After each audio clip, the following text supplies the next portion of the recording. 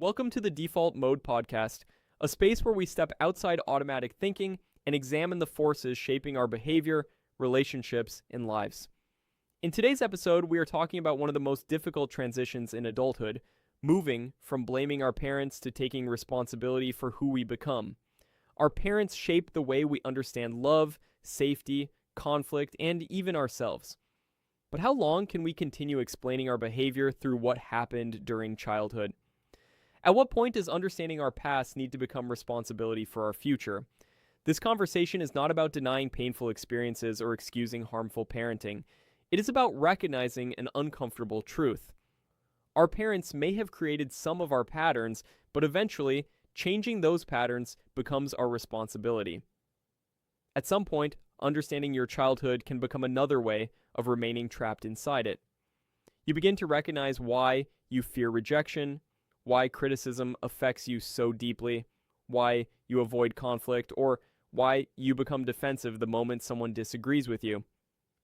And almost every explanation seems to lead back to the same place: your parents. They were too strict, too protective, too distant, too controlling. Perhaps they rarely listened, placed impossible expectations on you, or believed that providing food, education, and shelter was enough, even when emotional understanding was missing. Recognizing these experiences matters. You cannot change a pattern you refuse to see. But there is a difficult question that eventually must follow. Once you understand where the pattern came from, what will you do with that understanding? This is where blame and responsibility begin to separate.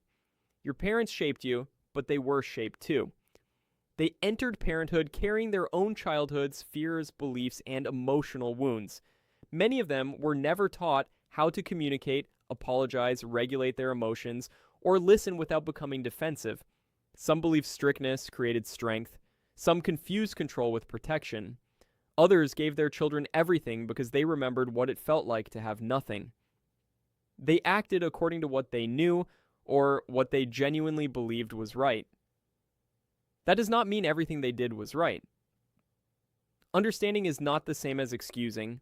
Good intentions do not automatically erase painful consequences.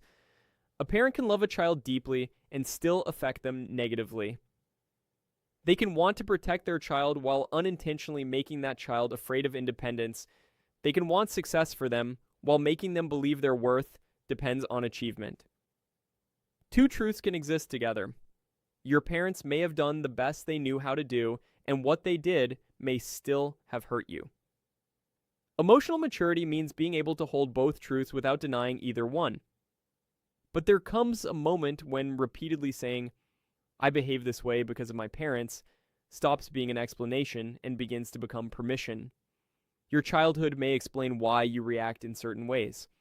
It does not remove your responsibility for how those reactions affect other people today. Perhaps anger was the only language used in your home. That explains why anger became familiar, but it does not justify hurting others with it. Perhaps no one listened to your feelings. That explains why vulnerability feels uncomfortable, but it does not justify dismissing someone else's emotions. Perhaps your parents controlled every decision. That explains why making choices now feels frightening. But the decision to keep surrendering control is eventually yours. Healing begins when the question changes from "who made me this way" to "who do I want to become now?" Because adulthood gives you something childhood could not: choice. You can pause before repeating the reaction you inherited. You can learn to communicate instead of punish. You can apologize without believing it makes you weak. You can set boundaries without becoming cruel. You can ask for help, examine your behavior, and learn skills no one taught you at home. None of this changes the past. It changes what the past is allowed to control. This becomes especially important if you choose to raise a child. Without awareness, people often repeat what they experienced or move so far in the opposite direction that they create a different version of the same problem. Someone raised by controlling parents may promise never to control their own child, then avoid setting any boundaries at all. Someone who felt neglected may become so protective that the child has no room to grow.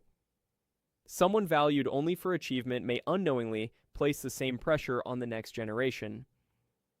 Breaking a cycle does not simply mean doing the opposite of your parents. It means understanding what a child actually needs: warmth and boundaries, protection and preparation, guidance, and enough freedom to develop an identity of their own. A child is not an opportunity to repair your past. They are not responsible for fulfilling the dreams you abandoned or proving that you succeeded as a parent. They are a separate human being whose personality, emotions, and direction may be different from yours. Real parenting requires more than love. It requires awareness of how your fear, anger, expectations, and unresolved experiences enter the relationship. Before reacting, ask yourself, am I responding to this child, or am I responding to something from my own past? Am I guiding them or trying to control the fear I feel? Am I teaching them or demanding obedience because disagreement makes me uncomfortable? These questions are not signs of failure. They are signs of consciousness. And even if you never become a parent, the responsibility remains.